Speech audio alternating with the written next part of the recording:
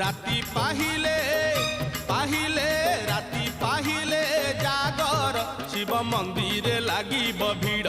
हइलो शिव मंदिर लागिब भीड़ राति पाहिले जागर शिव मंदिर लागिब भीड़ हइलो शिव मंदिर लागिब भीड़ पहिली दर्शन पहिली घर्षण पहिली दर्शन पहिली घर्षण पहिली पंडा पहिली धंडा पहिली भोग पहिली जोग पहिली भगत बड़ राति पाहिले पाहिले राति पाहिले जागर शिव मंदिर लागिब भीड़